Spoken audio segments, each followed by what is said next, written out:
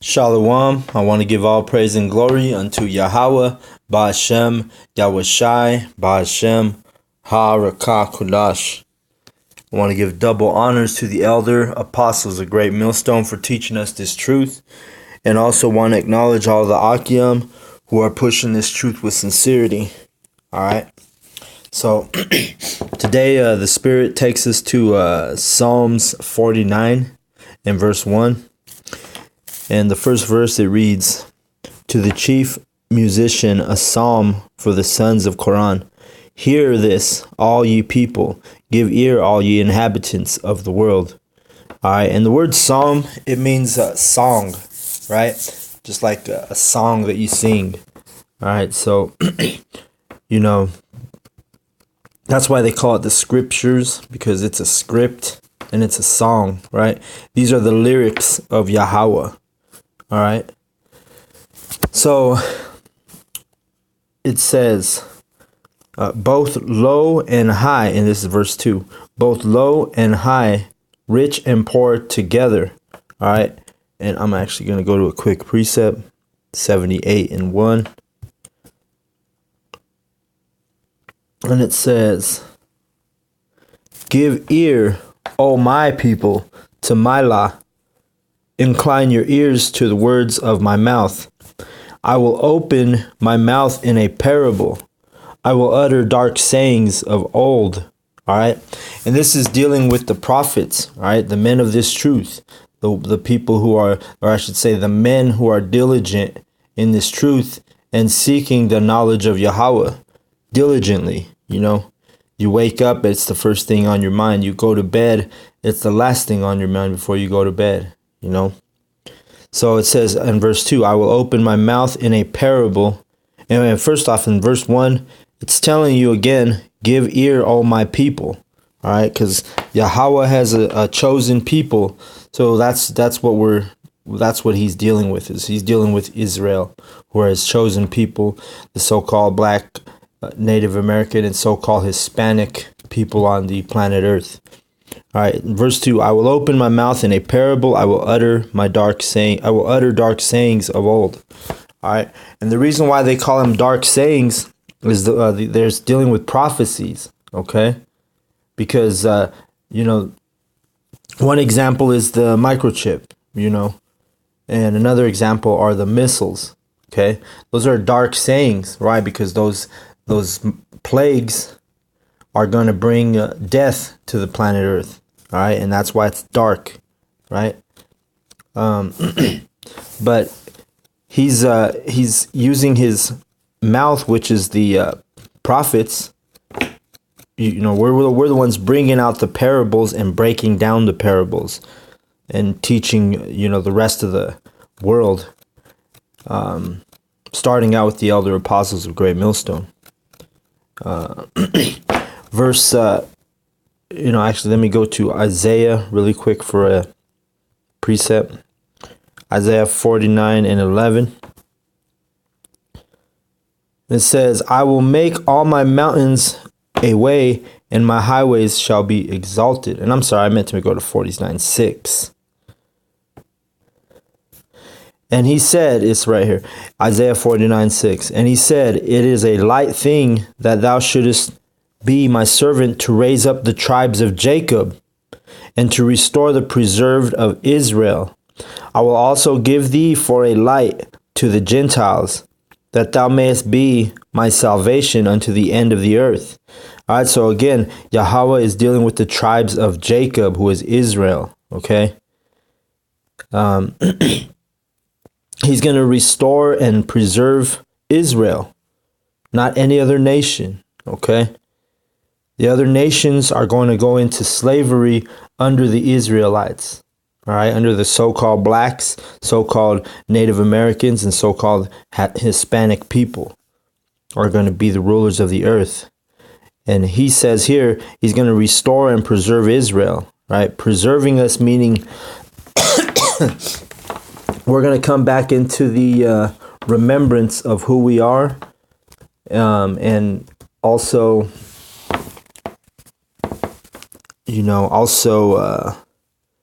We're going to rehearse the righteous acts of Yahweh. So that's what we're doing. We're reading these scriptures, teaching, because guess what? The men of our forefathers, the patriarchs, we're doing what they did. We're preserved because we're maintaining this truth. Just like our forefathers did. So that's what it goes down to. And if you look up the word preserved, it means to maintain something in its original or existing state. So that's what the prophets of old, like David, Job, Isaiah, Zechariah, Hosea, all of them, all of the predecessors, all of the forefathers, the prophets, they maintained this truth. And so let me read the middle of this scripture. And to restore the preserved of Israel. And there, that also shows you. It says the preserved of Israel. It doesn't say the preserved of all Israel. No, because not all so-called blacks, so-called Native Americans, so-called Hispanics are preserving this truth. They're not all maintaining this truth. You don't see, all Israelites with a beard on their face. You don't see all Israelites preaching on the street corners. No, you only see the elect doing this, okay? The hopeful elect from the tribes of Israel, okay? That thou mayest be, and I will also give thee for a light to the Gentiles. So we are the light for those Gentiles. The word Gentile is stranger, so we're the light to those Israelites who are strangers to Yahweh. Whether they received it or not, it's all the will of Yahweh, okay? So if he chooses to let you understand this truth or accept this truth, then you're preserved. If he chooses not, then you're going to be one of those scoffers. You're not going to believe this doctrine, this new wine that the prophets are bringing out as the mouth of Yahweh. So let's go back to Psalms. We're going to go Psalms 49 and verse 3. It says, "My mouth." We'll go to 2. Both low and high, rich and poor together. All right. So we're delivering this truth to all walks of Israel. Okay. Whether you have money, whether you don't have money, you're going to hear this truth, but it doesn't mean you're going to accept it. All right. Verse 3. "My mouth shall speak of wisdom, and the meditation of my heart shall be of understanding." So that's what we're doing. My mouth right now is literally speaking wisdom. Why? It's because I'm reading out these scriptures. All right. The meditation of my heart, meaning my mind, shall be of understanding. So us men who are in this truth, constantly throughout the day, when we're thinking our thoughts, we're meditating on this truth. We see things in life, and everything we see, it's spiritual. If we see an Edomite acting crazy or an Edomite eating red meat, hey, it's spiritual. We know why he's doing that, because that's what his forefathers did. If we see an Israelite walking with fringes, which is far and few between, we're like, hey, we know what that is. To the rest of the world, they may see a brother that woke up in the truth, and because I've seen people in America wearing fringes. Some people just think, oh, that guy's weird over there. What's he wearing? Well, not the men of the truth. We understand why he's wearing the fringes. Okay. So, we understand, just like verse 3 says. Verse 4, "I will incline mine ear to a parable. I will open my dark saying upon the harp."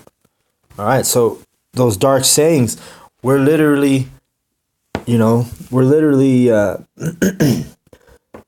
open up our mouth to the dark sayings. We're the ones saying that, hey, there's going to be a microchip coming out. We're saying, hey, there's going to be missiles that hit America and destroy it. we're inclining our ear to those parables, right? We're hearkening, we're listening to this truth. We believe the truth. All right. So it's not like people who walk around and they don't believe the truth. No, we believe the truth because it's written in the Bible, and that's what we put our faith and our trust in. All right. We put our trust in this in this truth. So let me see. I'm gonna go to precept really quick. It's gonna be in Numbers 12, and we'll start at 8. I'll start at 7. It says, "My servant Moses is not so, who is faithful in all mine house." Showing you that Yahweh is only dealing with the elect. All right. He's going to save 1/3 of Israel, but the ones he gives his secrets and his dark sayings and his understanding to are going to be an elect chosen men of Israel. All right. Just not anybody could break down these scriptures, and if they do, they're not going to be breaking it down right to you. Just like in all these false churches, they're not breaking down the dark sayings. They're not bringing up the parables of the missiles and the microchip and the destruction that's coming to America. No, they're telling you a prosperity love doctrine. They're not giving you the balance. There's a bitter and then there's a sweet to the scriptures, and those churches are only giving you the sweet. But really quick, since I'm talking about this, let me go to Proverbs, and if the Spirit's working with me, let's see. Boom. Proverbs 11:1. "A false balance is an abomination to the Lord, but a just weight is his delight." All right, so if your pastor's only talking about love and prosperity, and he's not talking about destruction and microchips and missiles, then you know he's a false prophet. He's not giving you the balance. All right, he's only feeding you the sweet, and that's how we are the men of the Lord, because we're bringing out the bitter and the sweet, and in the meanwhile we are persecuted for our testimony, in this world. Let's see. Let me go back to Psalms. Let me see. And we're going to go back to, or you know what? I'm sorry. I was on a precept. So we're going to actually go to Numbers 12. And we started at 7. Because again, Yahweh is dealing with his elect. That's who he gives the understanding to. That's who he's put it in our heart, in our minds, to be diligent and really, really be aggressively seeking this truth and understanding. Verse 8, with him will I speak mouth to mouth, even apparently, and not in dark speeches, and the similitude of Yahweh shall he behold. Wherefore then were ye not afraid to speak against my servant Moses? And the anger of Yahweh was kindled against him, and he departed. All right, and this is dealing with Israelites, okay? So Moses, Yahweh is telling Miriam and Aaron, which is Miriam and Aaron.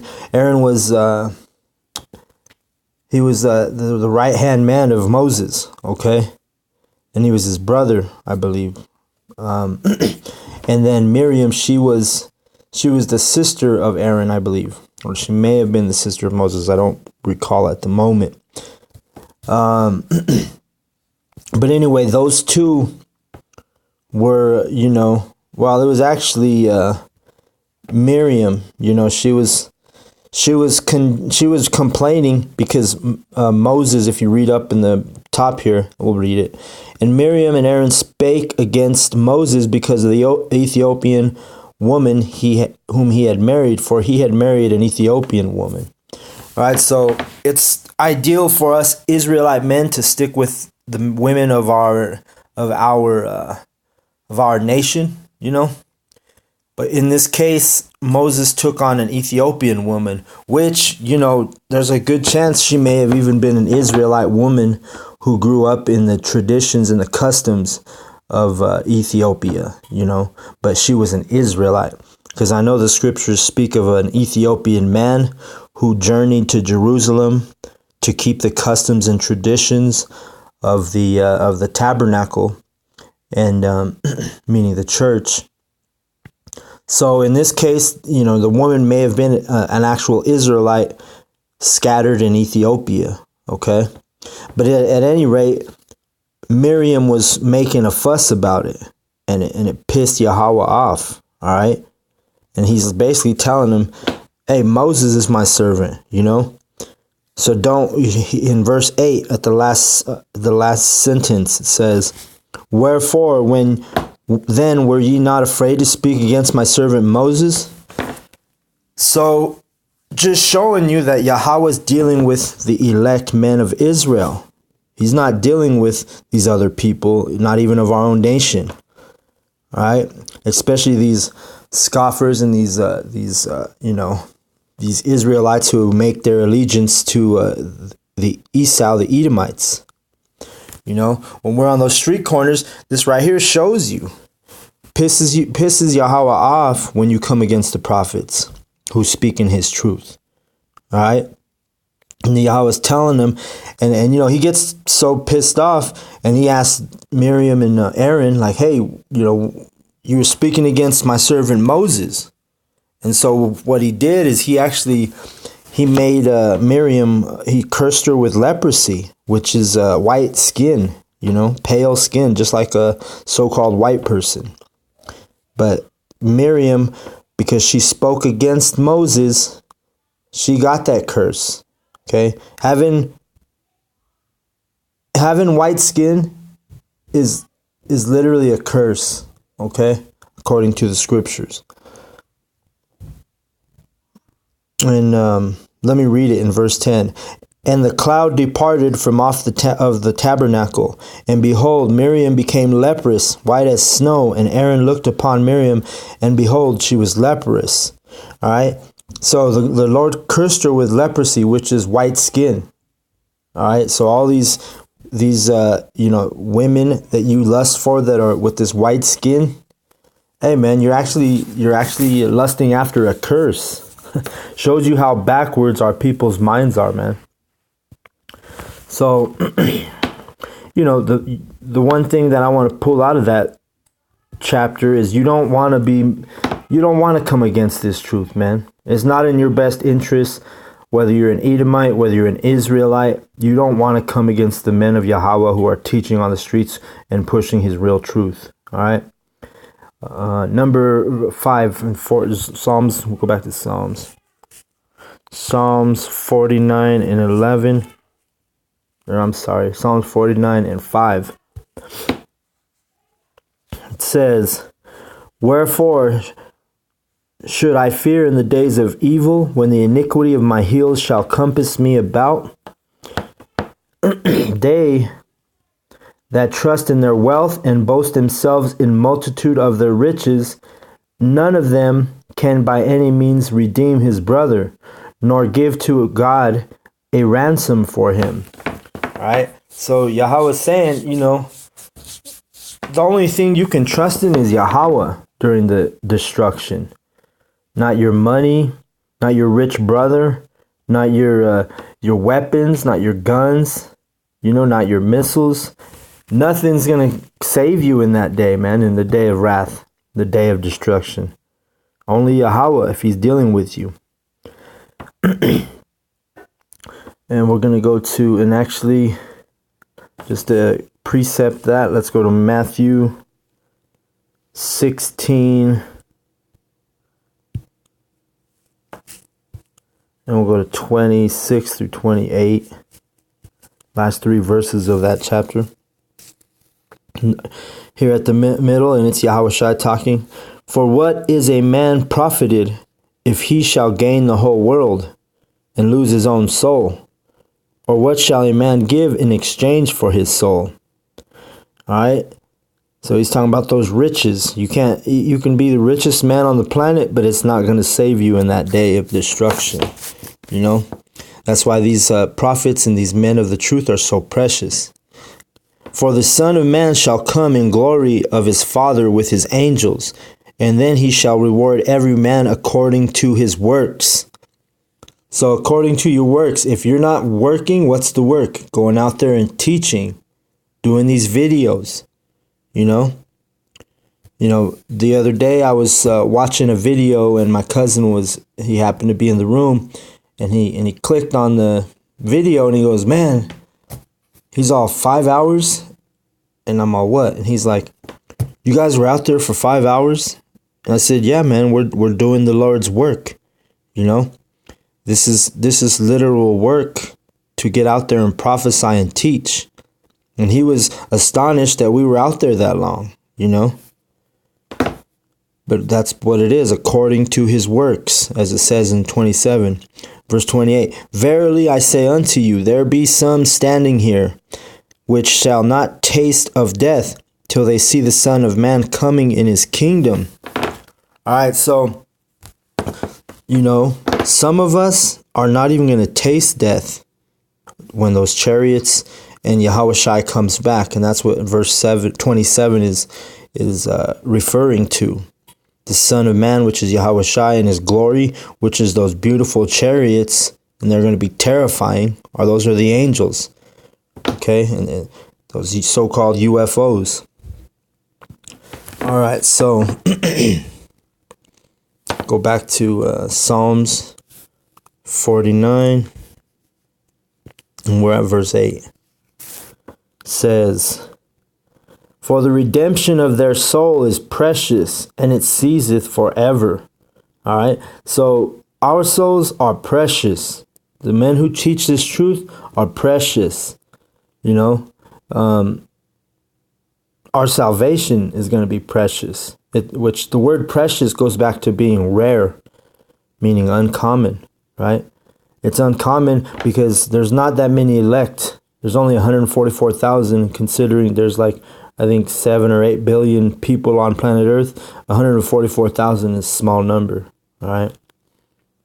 For he that seeth that wise men die, likewise the fool and the brutish person perish and leave their wealth to others. So, even if you have an inheritance, and you come into an inheritance when somebody dies, hey, that's Yahawah saying that's not going to save you, man. Not even your big inheritance is going to save you. None of that. And let me precept real quick. We're going to go to Psalms 16 and 10.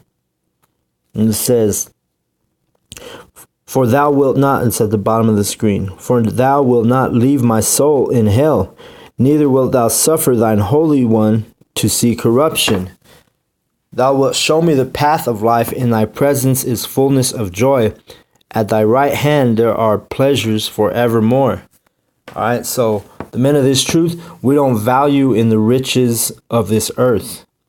We have our eyes and our focus is on the riches of what's to come.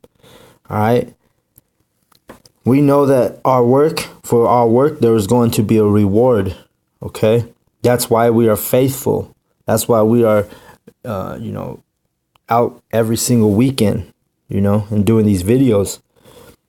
Because we want to inherit a reward, man. We know that it's according to our works, and also we fear Yahawah. We don't want to be taken in that fire, which, like David said, King David, he said here in verse 10, for thou wilt not leave my soul in hell, neither wilt thou suffer thine Holy One to see corruption. So that hell, that's going back into, it's a state of mind, and it's also a place. Right now, it's a state of mind because we are in hell because we're in captivity. But when the chariots come and the missiles come, it's going to be literal hell. All right? Because why? Because this place is going to burn forever, man. The Christians think hell is, They don't know it's actually America, you know. Hell is America. All right, that's why you see so much abominations. That's why you see so many filthy things that go on, so much iniquity in this country. But guess what? It's going to be literal hell when the chariots and the missiles hit America. Okay. Now I'm going to be on. Go back to Psalms 49. And it says, we're going to go start, we left off at 10.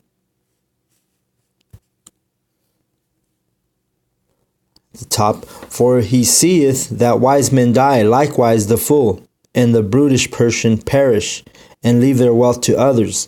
All right, we already went over that. The inheritance is, mainly of these Edomites, because they're the ones who have, this is their kingdom. This is our Israelite, it's hell.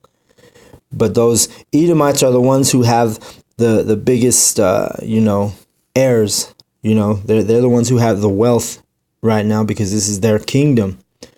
But he's telling you, you take on that mindset of an Edomite, thinking that your riches are going to save you in this world and thinking that, your wealth is going to save you.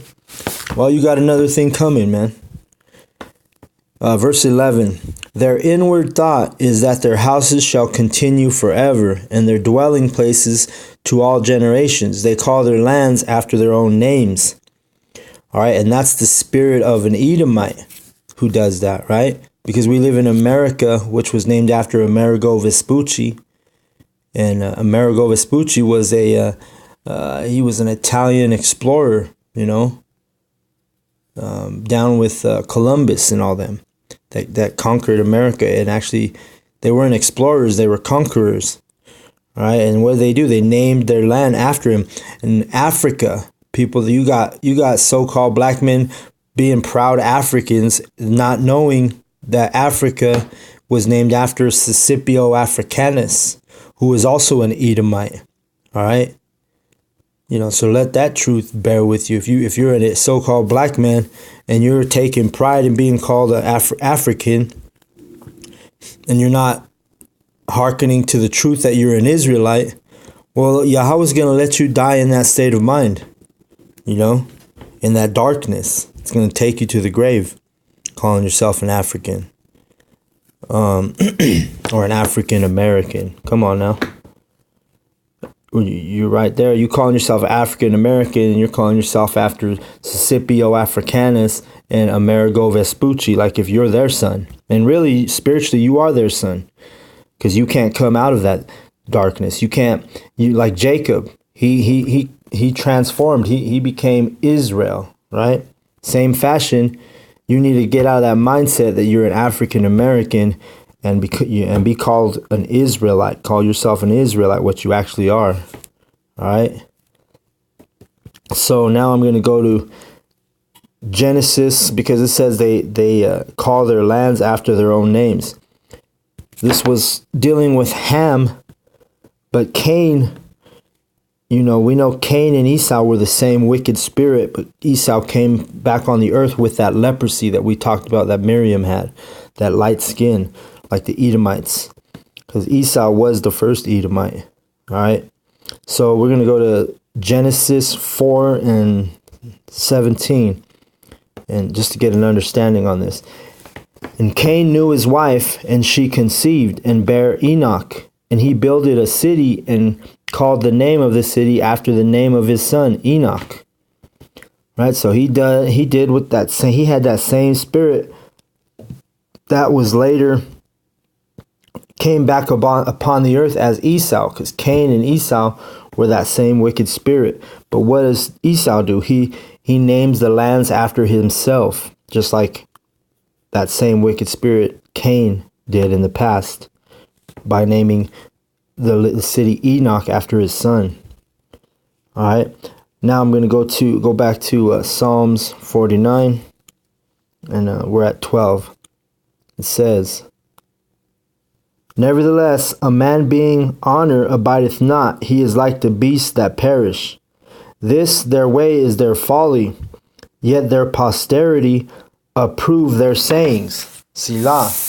All right, so Yahweh is saying this is their folly to honor themselves, by calling the city after their sons or themselves. That's folly, meaning foolish, unbelief. It's Yahweh is the one who created that city or that land. You know what I mean? You should honor Yahweh, not yourself. But what does the so-called white man do? He honors himself and not Yahweh. That's why he names all his countries after his own people. And it's foolish. But 13, let me read it again. This, their way, is their folly. Yet their posterity approve their sayings. And that word posterity, it means all future generations of people or their descendants. So you got all these people who are inhabiting the earth, and they're literally approving of that foolishness, right? Just like the so-called black man who calls himself African American. You're approving of that foolishness, of that African, culture. You want to be down with African, and you're an Israelite or a Hamite, you know what I mean? Lord willing, you're an Israelite. But I'm just saying, the folly is that posterity. And the word posterity means the descendants. So let's read that again. I'm going to change it as I read it, change the word. It says, in verse 13, it says, their way is their folly, yet their descendants approve their sayings. You see what I'm saying? All of these descendants are proving that foolishness. And why? Because they don't know the truth, man. Verse 14, like sheep they are laid in the grave, death shall feed on them, and the upright shall have dominion over them in the morning, and their beauty shall consume in the grave from their dwelling.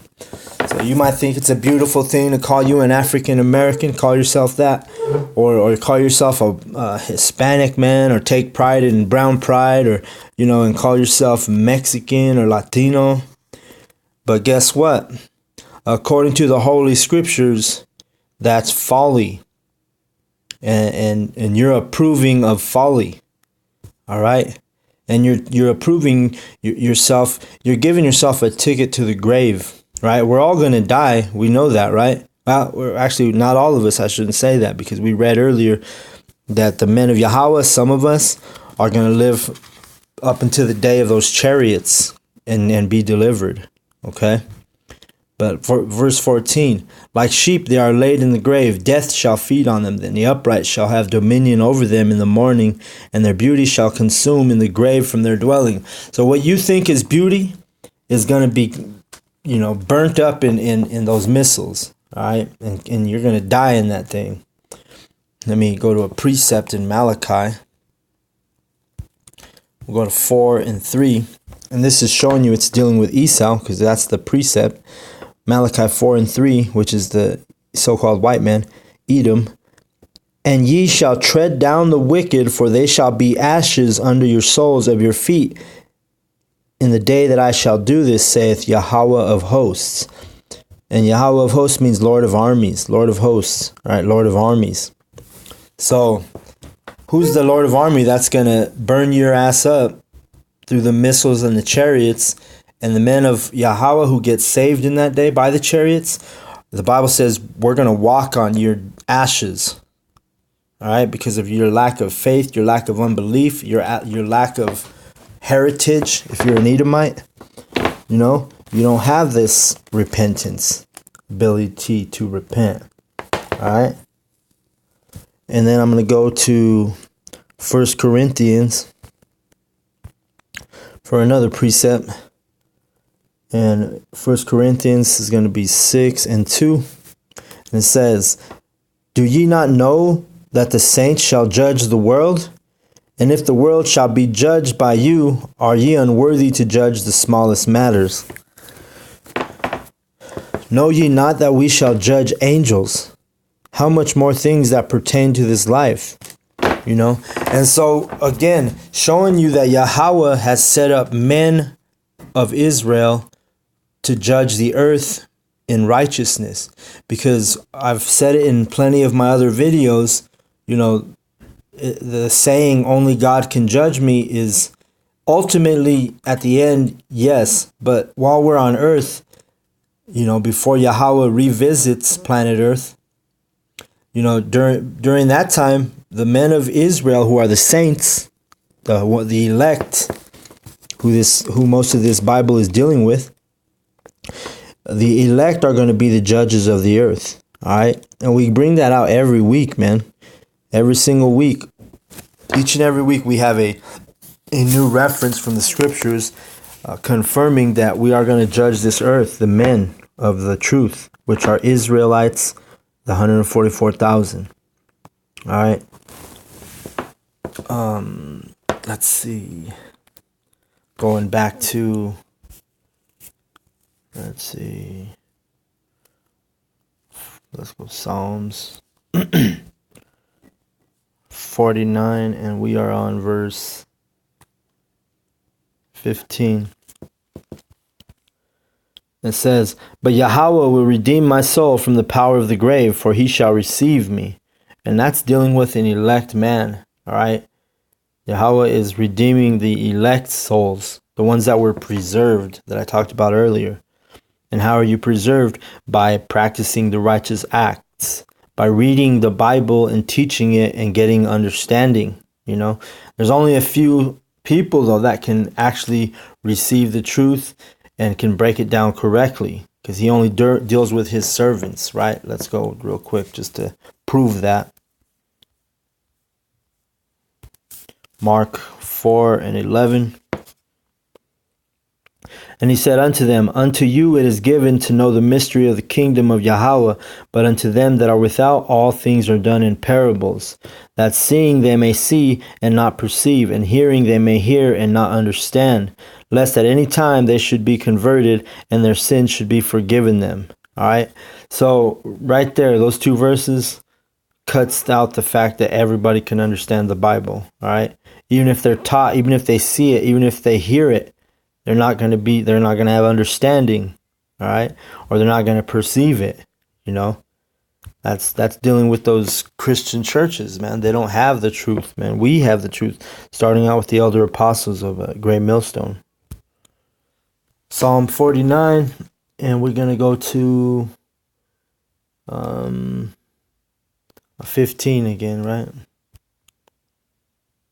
And it says again, "But Yahweh will redeem my soul from the power of the grave, for he shall receive me. Be not thou afraid when one is made rich, when the glory of his house is increased." Yeah, because riches ain't going to save you, man. And the King David, he was the one speaking these words. So he's the one who says, hey, Yahweh is going to receive my soul, redeem my soul. And let's precept that one real quick. This one's going to also be in Psalms. This one will go to 72 and verse 24. Or wait. I'm sorry, I went to the wrong one. Psalms 73 is where I meant to be, in verse 24.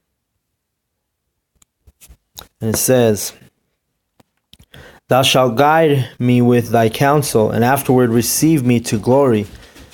So the counsel is this truth. And okay, so verse 24, "Thou shalt guide me with thy counsel, and afterward receive me to glory." So he guides the men of this truth who are in this truth in this Bible, and that's the counsel, the scriptures. And the glory that we're going to receive is going to get to be taken up in those chariots, while everyone else is burning in those missiles and the fire. Okay. Now I'm going to go to Hosea. We're almost done here. Hosea, and we're going to go to 13 and 14. It says, "I will ransom them from the power of the grave. I will redeem them from death. O death, I will be thy plagues. O grave, I will be thy destruction. Repentance shall be hid from mine eyes." All right. So the men of the truth are going to be taken as a ransom and saved by the chariots, the so-called UFOs. And we're not going to taste death. some of us, and we're not gonna, the plagues are not gonna touch us or harm us, right? Dealing with those modern plagues, the microchip and the missiles, okay? So back to Psalms 49 and we're at 16 now.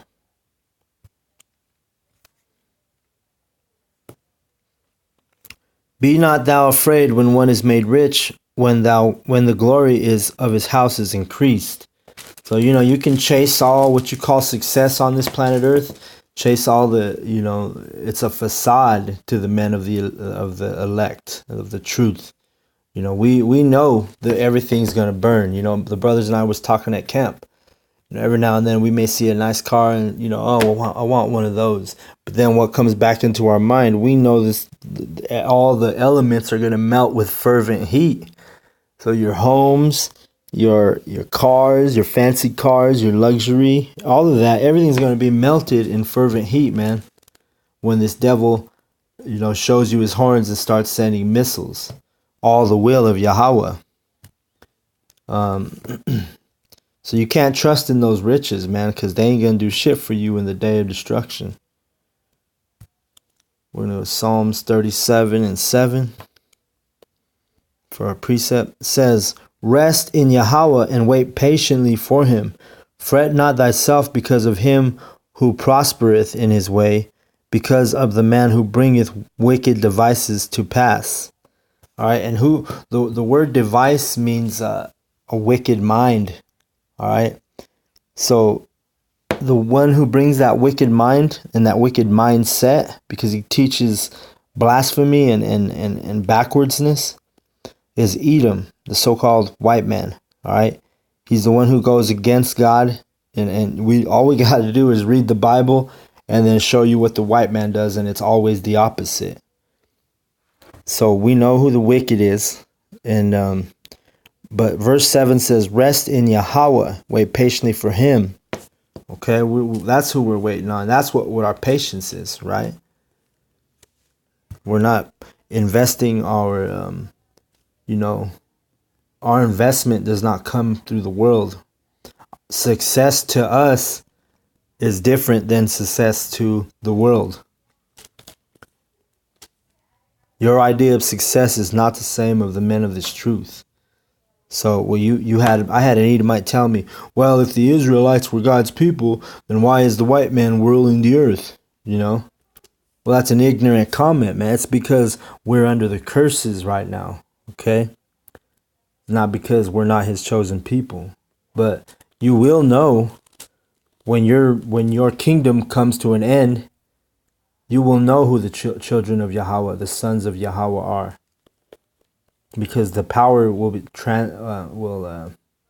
there's going to be a transition. The so-called black man, so-called Native American, and so-called Latin man are going to be the rulers of the earth, and starting out with the Yahawahs, and then the elect, who will be right below Yahawahs. There's going to be order in the kingdom, and the elect men who are chosen, they are going to be rulers of the rest of the nation of Israel and also the heathen.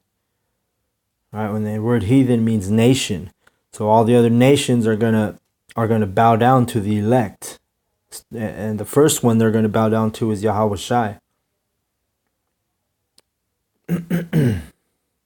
So back to Psalms 49, and we're on verse 18, and it says,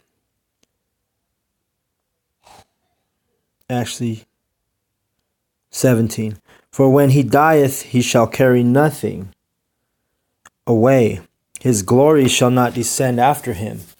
All right, and that's dealing with those men who put their faith in their money and their riches and in their dwellings, in their businesses, and their prosperity on earth.